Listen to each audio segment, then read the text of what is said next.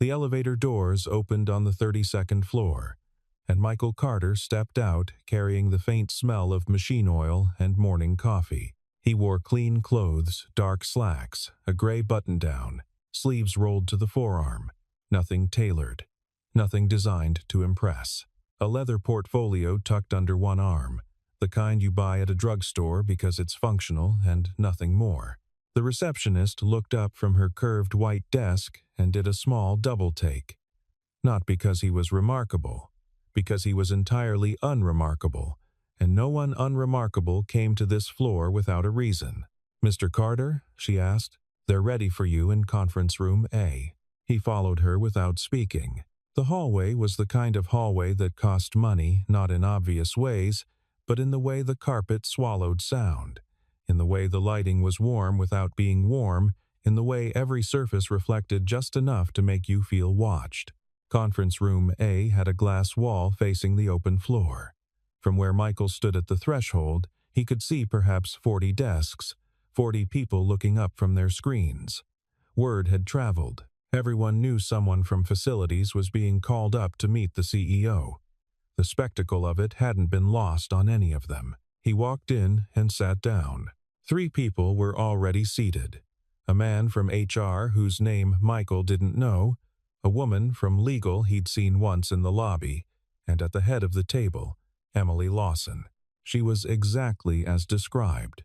36, precise features, dark hair pulled back with no strand out of place. She wore a charcoal blazer over a white blouse, and her posture suggested a person who had never slouched in a chair in her life.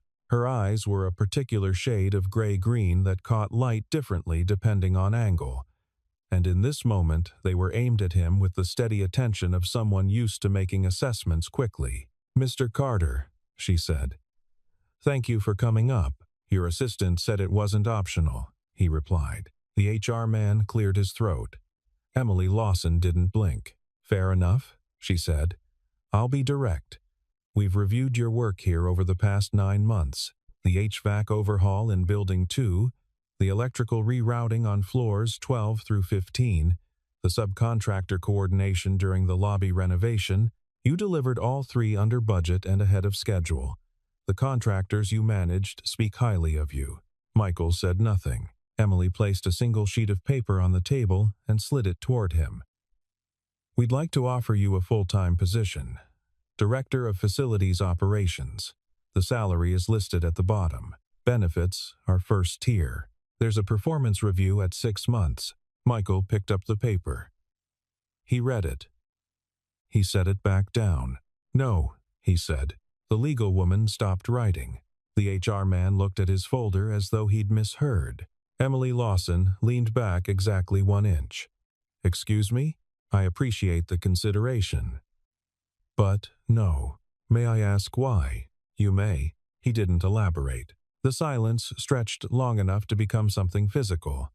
Emily's fingers, which had been resting flat on the table, curled slightly inward. "Mr. Carter," she said, "this is a significant offer. We don't bring contractors into director-level positions. This would be.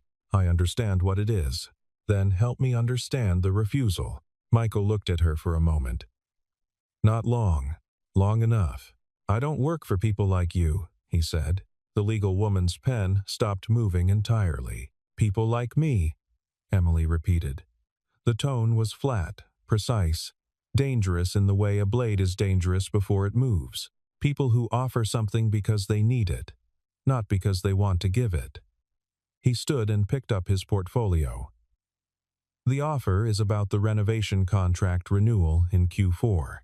You want someone you own on the inside. I'm not interested in being owned." He buttoned his collar. Not because it needed it, because it gave him something to do with his hands while the room reassembled itself around his words. "Thank you for your time, Miss Lawson." He walked out. Through the glass wall, every set of eyes on the open floor tracked him to the elevator. The button pinged. The doors closed. Emily Lawson sat with her hands flat on the table and stared at the space where he'd been sitting. "Should I rescind his contractor access?" the HR man asked carefully. "No," she said. "Should I? Leave it." She picked up the paper he'd left behind and looked at the empty chair. "Why do I feel like I've seen you before?" The apartment was on the 4th floor of a building that had been renovated twice and both times incompletely. The stairwell light on the 3rd landing flickered every 6 seconds. Michael had reported it twice and fixed it himself on the 3rd week when he realized no one was coming. He unlocked the door and found Lily at the kitchen table with a bowl of cereal and a library book propped open against the sugar jar. She was 7 years old and had his dark hair and someone else's eyes lighter, warmer, the color of amber held to sunlight. She looked up when the door opened. "You're home early," she said. "Meeting ended fast. Did you get the job?" Michael set his keys on the hook by the door. He'd told her there was a meeting. He hadn't told her what kind. "No," he said. Lily considered this with the seriousness of someone 3 times her age. She turned a page in her book. "Was it a bad job?" "It was a fine job." "Then why didn't you take it?" He sat down across from her and poured himself a glass of water. It came with strings attached. "Like what strings?" "Like the kind where someone does something nice for you so you owe them." Lily absorbed this. "Mrs. Patterson does that. She gives us candy before she asks us to help clean up. Exactly like that." She nodded slowly, satisfied. She ate a spoonful of cereal and looked back at her book. Then, "Dad, are we okay?" "We're fine. Because Tommy Chen's dad got laid off and they had to move. We're not moving." She looked at him. 7 years old and already she had that look, the one that said she was checking whether he was telling the full truth or just enough of it. He met her eyes steadily. "Okay," she said, and looked back at her book. He made dinner. Something simple: pasta and a jarred sauce he dressed up with garlic and dried basil and a can of white beans because Lily had recently decided she liked beans. They ate at the table with the window open. 5 floors up, the street noise was filtered to something almost pleasant. After dinner, while Lily was in the bath, Michael went to the closet shelf where he kept a shoebox wrapped in a rubber band. He took it down and set it on the bed. He didn't open it. He just held it in his hands for a moment. Inside was a photograph, a woman, partially visible, the rest of the image cut away, and a small folded card with a date on it, 8 years ago, and a hospital discharge paper with a name that wasn't his. He put the box back on the shelf. When Lily came out in her pajamas with her hair damp, she climbed into bed, and he read to her from the library book something about a girl who built a robot from spare parts and taught it to plant seeds. By the time the robot had its first harvest, Lily was asleep. Michael turned off the lamp and sat in the dark for a while. He thought about Emily Lawson's eyes when he'd said what he'd said. The way her expression hadn't broken, hadn't flinched, but had shifted in some microscopic way, like something had moved behind the glass. He told himself it didn't matter. He almost believed it. Emily Lawson did not obsess over things. This was not a virtue she'd cultivated, it was a structural fact. Obsession required the kind of mental real estate she'd learned to reallocate. When a deal fell apart, she autopsied it cleanly and moved to the next one. When a relationship ended, she archived it. When a person surprised her, she cataloged the surprise and filed it under data point. Update model. Proceed. Michael Carter was not filing neatly. On Wednesday, she called HR. "Pull everything on the contractor, Carter, Michael, facilities." The file arrived Thursday morning. She read it twice. It was, almost insultingly, thin. 9 months of work history with Lawson Group. Before that, 3 years of contract work across various companies, always physical infrastructure, always delivered cleanly. Before that, 2 years of something listed as independent consultation with no client names. Before that, nothing. Or rather, not nothing, a year of military service records that were sealed behind a layer of federal classification she didn't have access to. Before 8 years ago, Michael Carter essentially did not exist in any database she could reach. She sat back in her chair. That was not normal. That was not how a person's life looked unless someone had deliberately constructed it to look that way. She pulled the incident report she'd been avoiding pulling for 8 years. It was a thin file, the paper version, because it predated her company's digital archive. She'd had it scanned once and never opened the scan. Now she opened it. February 14th. Attempted abduction. Target: Emily Lawson, then VP of Meridian Capital. Assailants: 3 individuals, since convicted. Incident occurred in the parking structure of the Meridian building, downtown. Target sustained a laceration to the left forearm and a moderate concussion from impact with a vehicle. Unknown male intervened, incapacitating 2 assailants and assisting Target to safety before departing the scene. Male declined to provide identification. Witness accounts: athletic build, dark hair, approximately 30-35 years of age, moved with trained precision. No further identification possible. Target hospitalized and released the following morning. No memory of rescue event consistent with concussion. She touched the scar on her left forearm. She always told people it was from a hiking accident. She closed the file. The dreams had started not long after the incident. Fragments. Disconnected. Rain hammering a parking garage floor. The sound of something metal skidding across concrete. A voice very close to her ear saying, "Don't move. I've got you," and then nothing. She'd attributed them to trauma response and moved on. Now she sat in her glass-walled office and watched the city below and thought about a man who had no history before 8 years ago, who moved like someone trained to move quickly in confined spaces, who had looked at her across a conference table with the flat, careful eyes of someone who already knew exactly who she was. She thought about what he'd said. "I don't work for people like you." Not, "I don't want this job." Not, "The terms don't suit me." He'd said people like you. Specific, pointed. The kind of thing you said to someone you had a judgment about. A pre-existing judgment. Emily Lawson did not obsess over things. She picked up the phone. "I need you to find me a reason to bring Carter back on site," she told her assistant. Something real. A legitimate contract.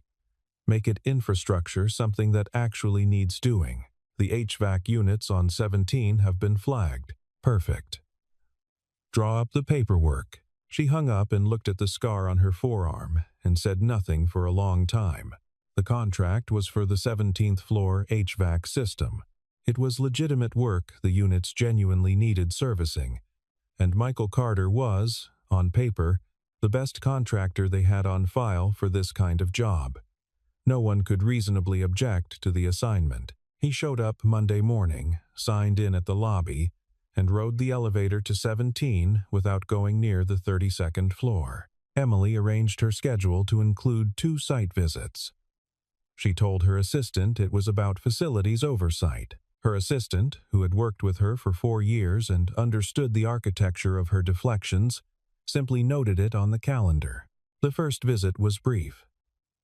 Michael was in the ceiling space when she arrived, visible only from the waist down through an access panel.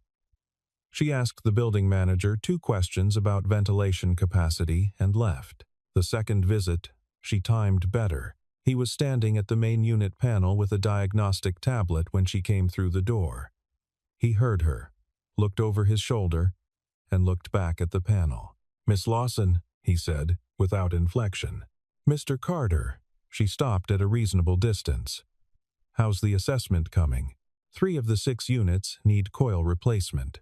The ducting on the north side has a compression issue that's been ongoing probably since the original install. That's the real source of the inefficiency, not the units themselves.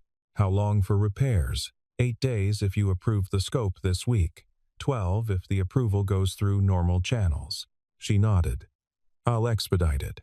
"I assumed you would." He said it without edge, just a statement of observed fact. She found it, somehow, more irritating than if he'd been openly antagonistic. She moved to look at the unit he was working on. He gave her room without making it obvious he was giving her room. Stepped back 1 pace, adjusted his angle, kept his eyes on the tablet. She noticed it, She noticed it the way you notice something that wasn't quite right about a painting, a detail that didn't fit the frame you'd expected. You have a background in HVAC specifically, or infrastructure generally? She asked. Generally. Where'd you learn? Various places. That's not an answer. He looked at her then. Brief. Level. I know. She studied the panel readout. The military records in your file are sealed. His expression didn't change. HR told you about that. It's my company. I can see what's in the file. Then you know what you know. I know you existed differently 8 years ago than you exist now. Most people do. Not like this. He set the tablet down on the top of the unit. He turned to face her fully, which surprised her slightly. She'd expected him to maintain the angle, the distance. Instead, he looked at her directly. And for just a moment, she felt the particular quality of his attention as something heavy and deliberate. Like something very large, moving carefully. What is it you're actually asking, Miss Lawson? She held his gaze. I'm asking why you look at me like you already know me. A pause. Something crossed his face, not quite a flicker, not quite recognition. A controlled thing. Whatever it was, I don't look at you any particular way, he said. He picked up the tablet. He went back to work. She stood there for another moment, and then she left. In the elevator going down, her hand drifted to the inside of her left forearm. She pressed 2 fingers against the scar.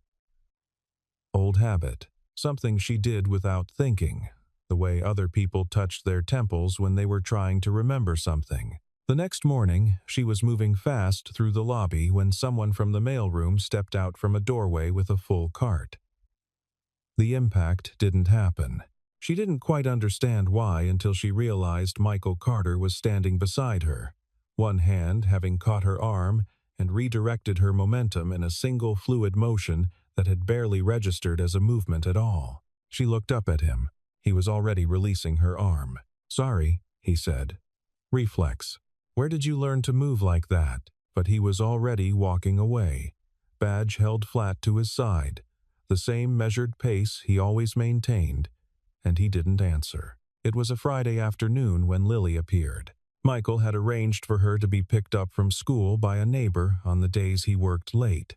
But the pickup had fallen through, the neighbor had a medical appointment, the school had called his cell when he was 2 floors up without reception, and by the time he saw the message, he was already packing up to leave. He found Lily in the lobby. She was sitting in one of the low chairs near the reception desk, feet not quite reaching the floor, reading the same library book she'd had for 2 weeks.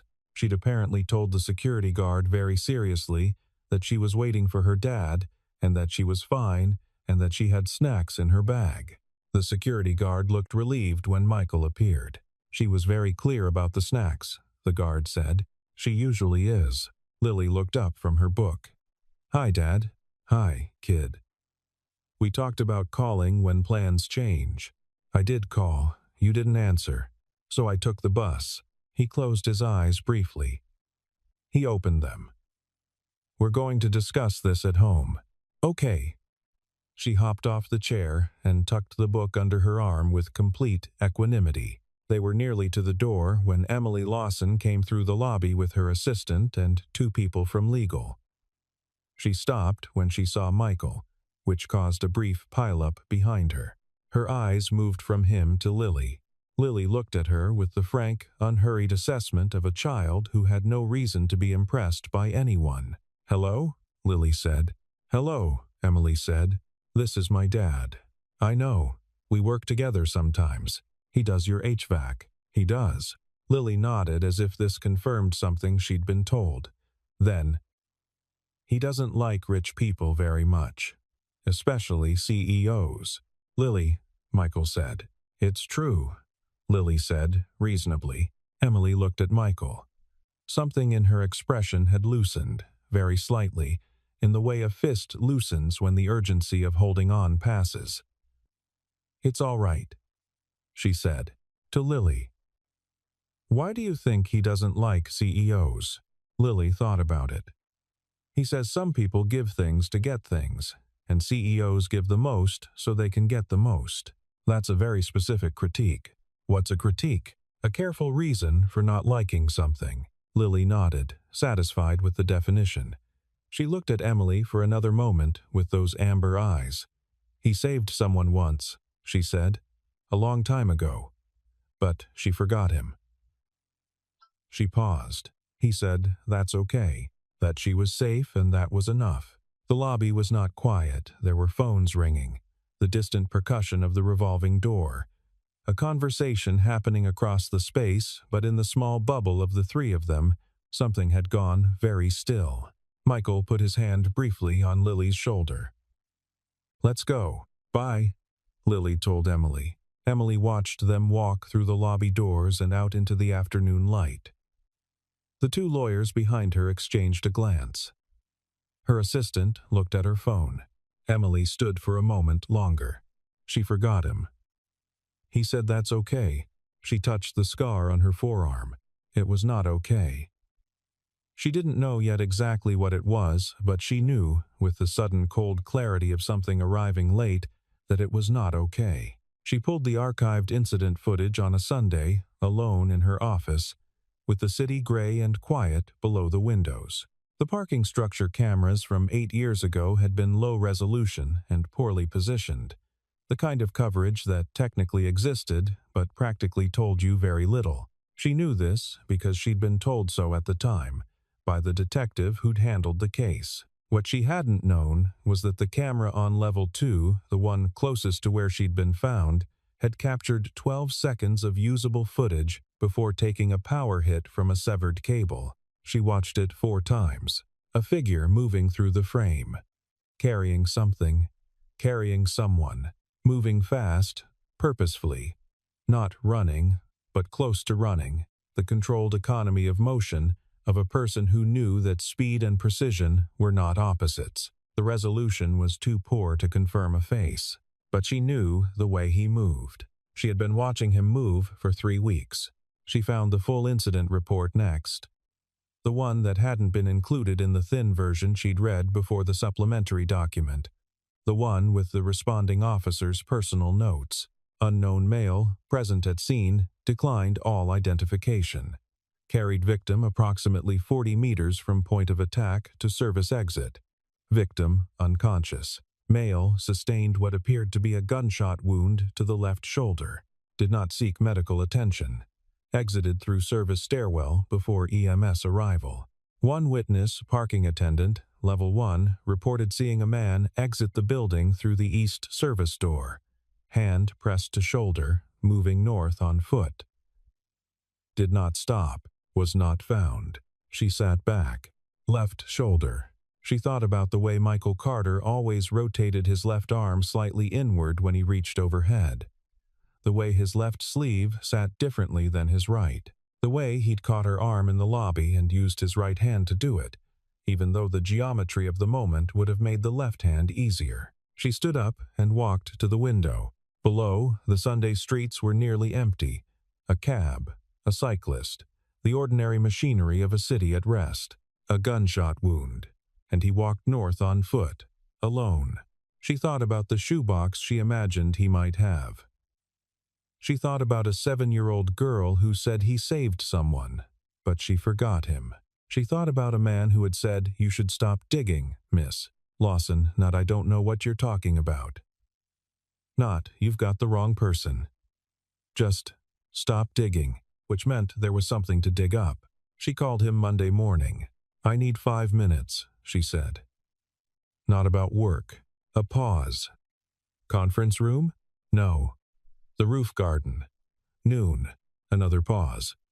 All right. She was there first. The roof garden was largely decorative, a PR gesture, rooftop greenery photographed for the company's sustainability report and otherwise unused on weekday afternoons. She stood near the east railing, where you could see the old Meridian building 3 blocks away, its glass facade catching the pale noon light. She heard him come through the door and didn't turn immediately. "Was it you?" she said. That night, she heard him stop walking. She turned. He was standing 6 feet away, hands at his sides. the same controlled stillness he always carried. But something in his face had shifted, not much. Not visibly in any way she could easily name, but the quality of his attention had changed. It had become something heavier. He said nothing.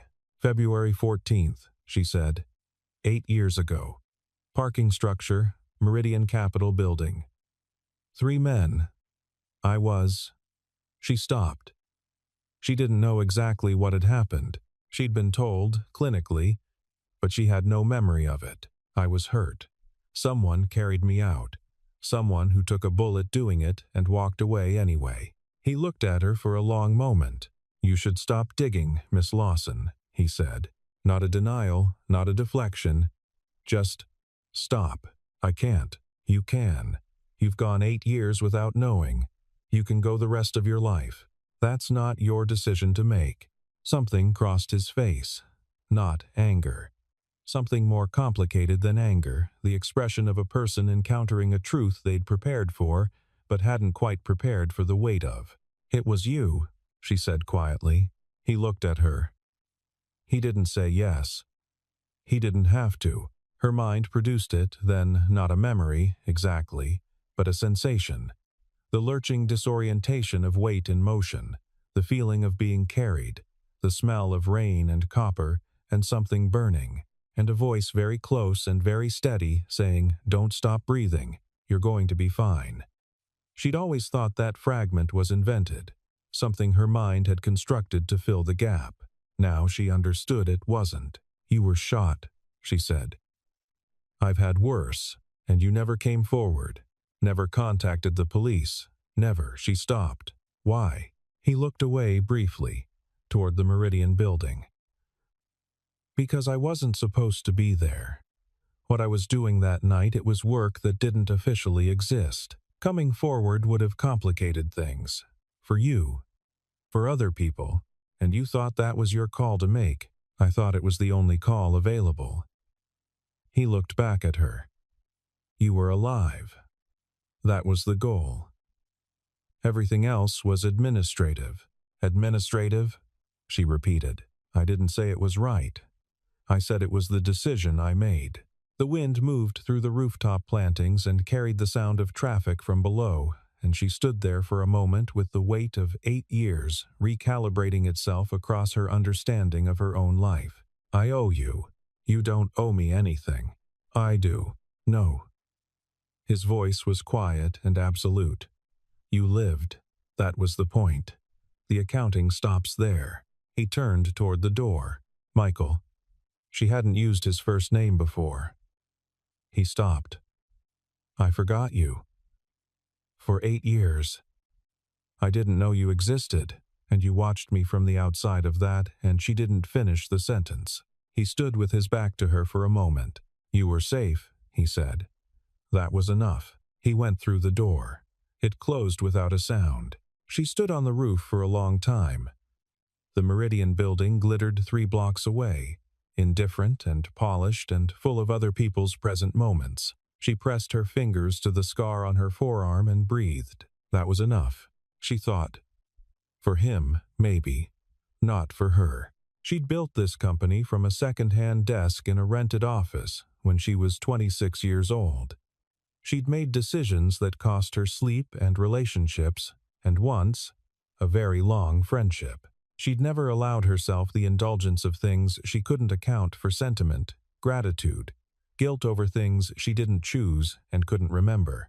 The structure of her life had been built on the premise that she owed it to the work to be clear-eyed and present and unapologetic about the cost of both. And now she was standing on a rooftop she'd never actually used, in the gray middle of a Tuesday afternoon, undone by 12 seconds of low-resolution footage and a 7-year-old's offhand comment. She did not cry. She was not going to cry about this. She put her hand flat against the railing, felt the cold of the metal, and used it the way she used most things, as an anchor, a reference point, something solid in the unreliable physics of the present moment. Then she straightened her jacket and went back inside and did the rest of her work, because the work did not stop for revelations. And she had learned long ago that the only way through a thing was through it. The crisis arrived on a Thursday. It came in the form of a call from Marcus Webb, who managed their Asia-Pacific Development Partnership, the largest single deal the company had in progress, a joint infrastructure project worth 11 figures over 7 years. Webb called at 6 a.m. to say that their counterpart in Singapore had received documentation. Financial documentation suggesting Lawson Group had misrepresented its liability exposure in the preliminary agreements. The documentation was fabricated. Emily knew this within 30 minutes of reading it, but fabricated documents in the hands of a deal partner, transmitted through anonymous channels with enough plausible sourcing to require legal investigation, were not something you simply denied and moved past. They were a grenade with a slow fuse, and someone had thrown it deliberately. By noon, she had 3 lawyers, 2 financial analysts, and her CFO in the conference room. By 2 p.m., she had a preliminary list of people who had access to the financial records that had been manipulated to produce the false documents. The list had 9 names. She knew all of them. She went through the day with the careful efficiency of someone managing a building fire. Systematically, without panic, prioritizing exits. Her team was good. She had protocols. By evening, they'd narrowed the access window, identified the transmission pathway, and had a strong candidate for the source, a name she hadn't expected. She sat in her office at 9 o'clock at night with the city fully dark below her, and looked at the evidence and felt, for the first time in a very long time, genuinely uncertain about what to do next. Because the name was someone she'd trusted, and trust, when it turned out to be misplaced, had a particular quality of wreckage that efficiency couldn't fully clear. She thought, without meaning to, about Michael Carter. She'd thought about him every day since the roof. Not obsessively, practically.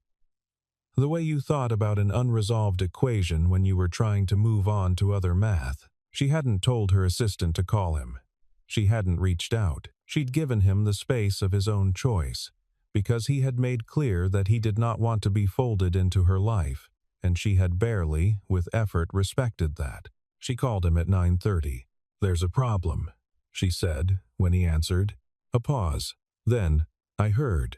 The kind of document leak that happened today generates a specific pattern of secondary communications. I noticed some of them this afternoon." She sat with that for a moment. "You've been paying attention. I pay attention to most things. Do you know who? I have a strong suspicion. I'd need to verify before I said the name." She closed her eyes briefly. "Verify it, please." Silence for a moment. "I'll call you back." He hung up. In the interim, Lily got sick. Michael called at 10:15, not with the name, but with, "I need to handle something. Lily has a fever. I'll get back to you by morning." She found herself saying, "I'm fine." She's fine. It's a fever, not a crisis. A beat. Get some sleep. You'll think more clearly. That's not advice, Miss Lawson. Not an order. He hung up again. She sat in the dark office for another hour. Then she went home, because he was right, and she hated that he was right. And there was something almost consoling about being given a simple directive by someone who had no stake in her compliance and no agenda behind the suggestion. Get some sleep. You'll think more clearly. She slept 4 hours, which for a crisis week was almost good. He called at 6 a.m. "It's Denise Hargrove," he said. Emily was already awake, already dressed. She sat down slowly. "Denise has been with the company for 6 years. She's also been quietly feeding competitive intelligence to Morrison Partners for 14 months. The Singapore documents were the first move that involved active fabrication. Before that it was selective data. Slow leaks. Things that could plausibly be coincidence. How did you? I need you to trust the information without asking about the method. Can you do that?" She thought about it. She thought about a man who had no documented history before 8 years ago, who moved like someone trained in closed spaces, who had described his work on a February night 8 years ago as work that didn't officially exist. She thought about the diagnostic precision with which he'd identified the HVAC problem as a ducting issue rather than a unit failure on his first assessment. Yes, she said. Then you have what you need to run your own verification. Bank records look at the pattern of deposits into her secondary account number ending 7,714. The timing will map to the leak dates. You have her bank records. I have enough. She was already opening her laptop. The Singapore call is in 4 hours. I know. I can't walk into that call and cite an anonymous source. You won't have to. Run the financial pattern through your forensic accounting firm. They've been on retainer for years, and they'll find it legitimately within 2 hours if they know where to look. Point them at the account. Let them find it themselves. She was already drafting the email to forensic accounting. Her fingers paused. Michael, why are you doing this? A pause. Not the evasive kind, the kind of pause a person made when they were choosing which true thing to say. Because you earned what you've built, he said. And someone tried to take it using methods you wouldn't use yourself. That matters to me, even though you don't work for people like me. Even though, she heard, in the background, a small voice saying something. Lily. Asking for water. Go, Emily said. I've got it from here. She got it from here. By 9 o'clock, forensic accounting had confirmed the pattern. By 9:40, legal had prepared documentation for termination and referral to law enforcement. At 10:15, Emily had a private meeting with Denise Hargrove that lasted exactly 12 minutes and ended with Hargrove leaving the building escorted by security. At 11, Emily sat on the Singapore call and walked the counterpart team through the verified source of the fabricated documentation, the steps already taken, and the protections now in place. The call lasted 40 minutes. At the end of it, the deal was intact. She leaned back in her chair when the screen went dark. Her assistant knocked. The team is, give them the afternoon off, Emily said. All of them. Full pay, no questions. Her assistant hesitated. All of them? Every single one. She called Michael. It's done, she said. I know. The Morrison Partners Board already issued an internal memo. I have a source there. Of course you do. She looked at the ceiling. Thank you. A pause. You would have found it yourself, he said. Within 48 hours. Maybe. Not maybe. You made it 38 hours faster. In this context, that's... She stopped. That's everything, actually. She heard him exhale slightly. Almost imperceptible. Almost not a sound. How's Lily? She asked. Fever broke. She's eating toast and reading about robots. Good. That's good. She turned her chair to face the window. Michael. I need to say something. I expected you would eventually. She chose the roof garden again, not because it was convenient, because it was where the truth had started to come apart, and she wanted to be in the place where it had started when she finished pulling it the rest of the way open. He arrived 5 minutes after her, still in his work jacket, a thermos in one hand. He handed it to her without comment. She opened it and smelled coffee and accepted it, because refusing would have been theater. They stood at the railing together for a moment. The Meridian building caught the late afternoon light and threw it back. I read the full report, she said. Not the summary, the officer's supplementary notes. You were shot leaving the building. You walked north on foot. You never sought treatment at any emergency room within a 50-mile radius, I checked. There are other options. Operative options. He said nothing. You were still active. 8 years ago. Whatever you were doing in that parking structure that night, it was part of something ongoing. That's why you couldn't come forward. She turned to look at him. And then you stopped. Whatever you were doing, you stopped. And you became Michael Carter, contractor, single father, man with no history before a certain date. He looked at the city. Lily, she said quietly. She's the reason you stopped. She needed a father who came home. How old was she? 3 months. She absorbed that. 3 months old, and he'd been in a parking garage at night incapacitating trained assailants and carrying a stranger through gunfire. 3 months old, and he'd taken a bullet and walked away and not told anyone. She doesn't know any of it, Emily said. It wasn't a question. She knows I used to do work I can't talk about. She's 7. That's enough information for 7. Is it enough information for you? He turned and looked at her then. Something in his expression that she hadn't seen before. Not vulnerability. Exactly. But the thing adjacent to it. The thing that lives next door to vulnerability in people who have learned to board up the windows. What do you mean? I mean, was it enough to walk away from all of it and not be seen? To know I was alive and safe and have no idea who I was? She held his gaze.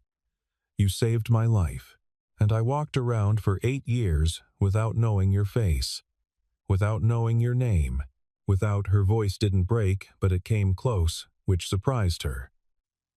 That's not a small thing. That you had to carry. He looked away. You weren't supposed to be someone I knew, he said. You were a civilian in the wrong place. The mission was containment and exit. Bringing you to safety was, he stopped. It was the right thing to do. It was also an exposure I wasn't supposed to create. So you became anonymous to protect yourself, to protect the work, and the people still in it. And then you left. And then, Lily. She nodded. She looked at the Meridian building. You came back, she said. 9 months ago. You could have bid on contracts anywhere. You came to this company. A pause. I wanted to know you were all right, he said. From a distance. It was a poor decision in retrospect. Why poor? He glanced at her. Because distance turned out to be harder to maintain than expected. She felt something loosen in her chest. Not dramatically. Quietly. Like a knot that's been worked at for a long time, finally finding give. You saved my life, she said. And I forgot you. And I treated you like a contractor. And I tried to buy your compliance with a job offer. You were being a CEO. I was being an idiot. The corner of his mouth moved. Not quite a smile. Something in the neighborhood. Michael. He looked at her for a long moment. You don't owe me an apology. You didn't know. I know now. Yes, he said. You do. The wind moved through the rooftop greenery. The city below continued its vast, indifferent business. She handed him back the thermos and he took it, and they stood for a while in the particular silence of two people who have arrived somewhere neither of them entirely expected to be. What you did today, she said. With the Hargrove situation, that wasn't nothing. It was pattern recognition. I've done more complicated things. I know. That's exactly my point. He waited. You're good at it, she said.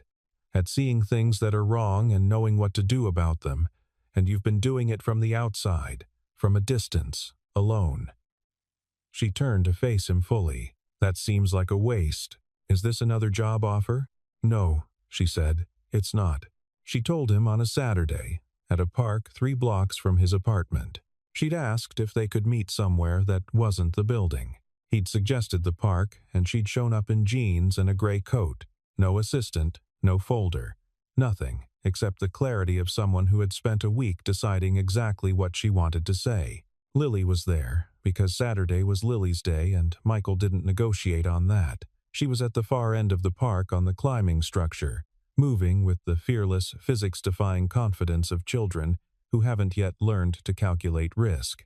Emily watched her for a moment before she spoke. What I'm proposing isn't employment, she said. I want to be clear about that from the beginning. All right, the company is expanding. Not in the traditional sense. I'm building a risk and security division. Real infrastructure security. Physical and operational. The kind of thing that would have caught what Hargrove was doing 14 months earlier if it had existed. He said nothing.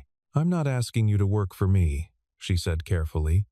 I'm asking if you'd consider a partnership. Co-design of the division.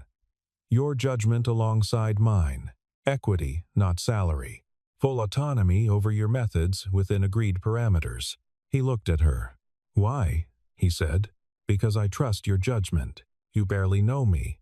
I know you took a bullet and walked north on foot and built a life in which you're available at 3 months. I know you assessed an HVAC problem correctly in 20 minutes that 3 other contractors had missed in 3 visits.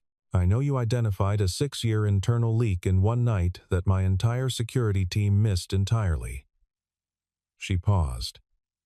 "And I know you came back to this company specifically because you wanted to know I was okay. That's not nothing, Michael. That's exactly the kind of judgment I want adjacent to mine." He was quiet for a moment. "Lily," he said finally. "She comes first. Always.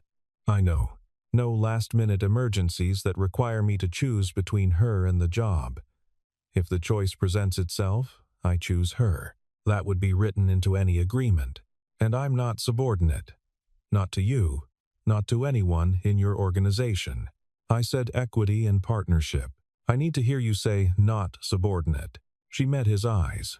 Not subordinate. He looked at Lily on the climbing structure. She had reached the top and was surveying the park with the expression of someone who had conquered a meaningful territory. "Dad," she called. "I can see our building from here. Can you?" He called back. "It's small. Everything's small from up high, kid." Lily appeared to consider this philosophical point and found it satisfactory. She began her descent with the same fearless precision.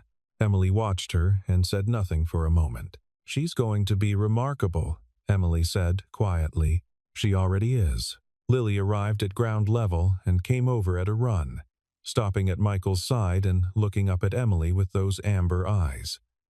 "You came to the park," she said. "I did. Do you like parks?" "I'm learning to." Lily considered her. "You look different outside. Better or worse?" Lily tilted her head. "More real?" she said, with complete seriousness. Emily laughed. Not the controlled, managed expression she produced in meetings. An actual laugh startled out of her. It changed her face entirely. Michael watched it happen. "She's right," he said. "You look more real." Emily looked at him. Something in her expression quiet and open in a way that the 32nd floor version of her would not have recognized as her own face. "Is that a yes?" she asked. He was quiet for a moment longer. The park moved around them, children and dogs, and the ordinary miraculous noise of a Saturday afternoon. Lily had already wandered back toward the climbing structure, apparently satisfied with the diplomatic outcome. "It's a conditional yes," he said. "What's the condition?" He looked at her steadily. "That we do this as ourselves, not as CEO and contractor, not as person who was saved and person who did the saving. As two people who have decided to trust each other for practical, verifiable reasons. And what would you call those two people?" He thought about it. "Partners," he said. "Just partners." She held out her hand. He shook it. Firm. Brief.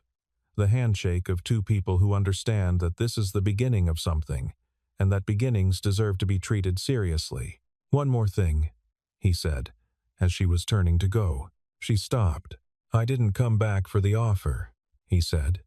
"The original one, or this one?" "I know," she said. "I came back to make sure you'd survive without me." She was quiet for a moment. "And?" she said. He glanced toward Lily, who had reached the top of the climbing structure again and was announcing her return to the top of the territory. "And you would have," he said. "You didn't need me." She turned back to look at him. "Maybe not," she said. "But I think I prefer this." He didn't answer. But he didn't look away. Lily called down from the top of the structure. "Dad, Miss Lawson, you can both see everything from up here if you come up." Michael looked at Emily. Emily looked at the climbing structure. She was wearing good shoes and a dry-clean-only coat, and she had approximately 0 experience with playground equipment, and it was, by any practical measure, a ridiculous suggestion. She walked to the base of the structure and started climbing. Behind her, she heard Michael make a sound she hadn't heard from him before. Quiet. Genuine. The sound of a person who has decided, after a long time of keeping things at careful distance, to let something be close. Lily grabbed Emily's hand at the top and pointed at the city below. "There," Lily said. "Your building. See?" The tower was visible above the tree line. glass and steel, 32 floors of the life Emily had built. From up here it looked like what it was, one structure among many, neither large nor small, just present. "I see it," Emily said. She stood at the top of a children's climbing structure in a dry clean-only coat, holding the hand of a 7-year-old she'd met 2 weeks ago, and felt, for the first time in a long time, that the view was exactly right. Below them, Michael stood at the base of the structure with his hands in his pockets and looked up, and for just a moment his face held the expression of someone who has carried something heavy for a very long time and has, quietly, without ceremony, set it down. The city moved. The afternoon light shifted. Somewhere nearby, a dog was being enthusiastically introduced to a child who had never met a dog before, and found this meeting to be the best thing that had happened all week. Life continued. In the ordinary, miraculous way that it does not in great, dramatic reversals, not in the clean narrative arcs that stories promise and reality rarely delivers, but in the accumulated weight of small decisions made by people trying, imperfectly, to be present for one another. A man who had spent 8 years keeping his distance